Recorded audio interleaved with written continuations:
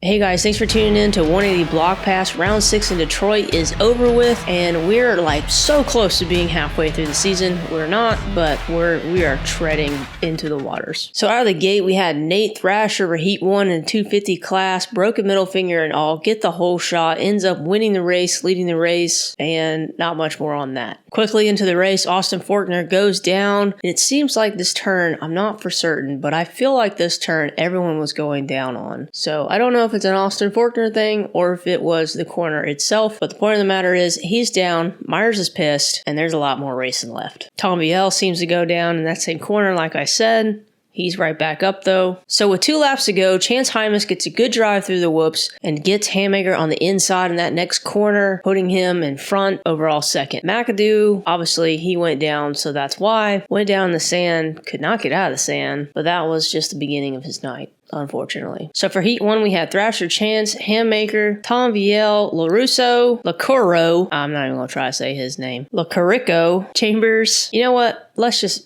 For the record, my Spanish teacher basically emailed my mom in high school and said there's no hope, so give me a break. Anyway, Bois Flung, and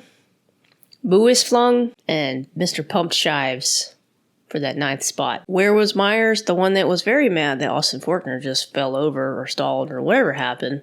He was in 13th, so I don't know what he's crying about, but to each their own. And I can say that because I'm just sitting here talking. That's my job. Your job's to ride a dirt bike. My job's to talk about it.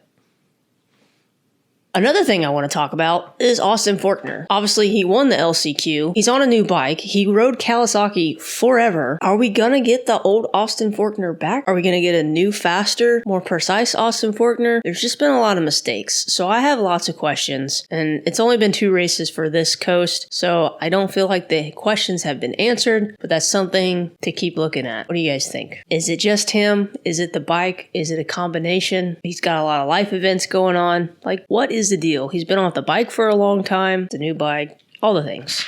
So, all right, let's go to Heat 2. So for Heat 2, out of the gate, we have Max, RJ, and Kitchen. RJ, something happens to him in the corner. There's no telling what. We weren't there, can't hear the motorcycle. Don't know if it actually stalled. Don't know if he hit neutral. These corners, I don't know if it's all the corners or if it's one specific corner. But from the camera angles, it just seemed like it was the same one, but I don't really know. But either way, mistake, Kitchen goes by, puts him in 2nd. Nicholas Romano was in 4th, ends up in 10th, gets passed by a lot of people, but there was a lot going on with that, and it was fun to watch. Started with Isaiah Clark getting a good drive through the whoops, getting him on the inside of that next corner, and then he gets passed by Miller and Ballin pretty much right after the fact. Ballin has bike issues. Again, not a good situation because he's riding great, so that really sucks. He started 9th. So we got Levi Kitchen passing Max at 4 minutes 26 seconds roughly, rides him high up on the berm, and he's off, securing that 1st place position. RJ ends up making a mistake, was 5th, gets back into 3rd, hits a triple, gets some momentum, cuts Park off in the sand, and now he's in 3rd. So that leaves us with Levi Kitchen, Max Austin, RJ Hampshire, Carson Mumford, Colin Parks, Henry Miller for 6th, Gage Linville, Hardy Muniz, and Isaiah Clark for the last position. All right, so with the 250 main. So out of the gate, Kitchen gets a good drive, gets in front pretty much everyone. Maxine cuts him off on the inside, but actually it was Carson Mumford with the whole shot, but he ultimately ended up in 8th. One thing to note is Carson Mumford is riding really well. So he is definitely a name that's going to be up there and be contending. Kitchen ultimately passes Mumford in the sand, taking the inside lane. I don't know about you guys, but it just seemed like everybody that was going to get passed, that didn't need to get passed, that was getting chased, was always taking the outside of the sand. And the person trying to pass them was always taking the inside, and they were always passing them. Or they were head-to-head right after or right before.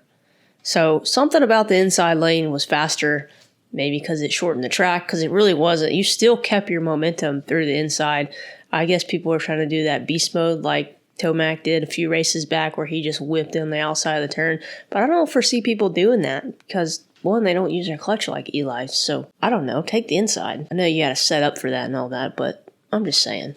I saw it. It happened. What I'm trying to say is it was a thing. So we're 13 minutes in and Kitchen is down 2.3 seconds. RJ chasing Mumford. And guess what? Passed him on the inside of the sand. I told you so. So although Mumford was riding well at the beginning, he ends up 8th like I said. So he had to get there somehow. Of course, McAdoo passes him, but he does end up ultimately being ahead of McAdoo because of the crash we will get to.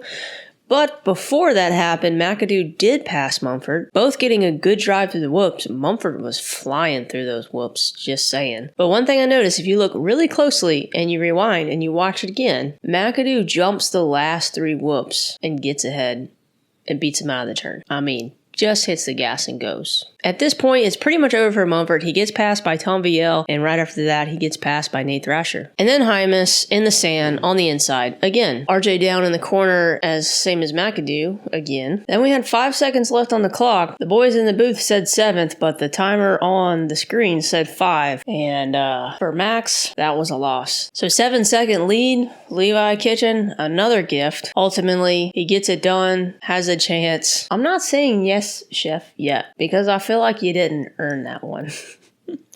Of course, Max did get Brown in a heat pretty much the same way. Brown had an 8-second lead, but it was only a heat, so there's that. Max does have some room for a buffer. Levi, on the other hand, does not. But when it comes to the end of it and the end of the series, every race matters. So they ended up riding for another 3 minutes because I timed it, because I was like, all right, there's 5 seconds on the clock. They got another green flag. I feel like they got an extra lap, so I don't know what was up with that. So that leads us with Levi Kitchen, Max Austin, RJ Hampshire, Tom Vialle, Nate Thrasher in 5th, Chance Hyman, Austin Forkner getting a 7th, Carson Mumford, one that had the whole shot in the beginning, down in 8th. I guess they got Maximus Ballin's bike fixed because he ended up 9th, and 10th with Henry Miller. Munoz not in the top 10 during that race, but I'm sure he'll be in the top 10 next race. Seth Hammaker not having a good ride either, all the way in 17th. So there's only been 2 races for the East Coast 250 class. Where does that put us in points? It still leaves us with Max first, Levi in 2nd, Tom Vialle, Chance, and Nate Thrasher. So that leaves Levi Kitchen at a 9-point deficit, and we'll see if luck stops playing a part and things start getting moving and people just straight up win. But we did have a great battle between Max and Levi, and I don't think that's over for the season. So we'll see you guys at the next race for 250 class in Arlington, Texas. So the West Coast guys, their break is over. It's time to go racing.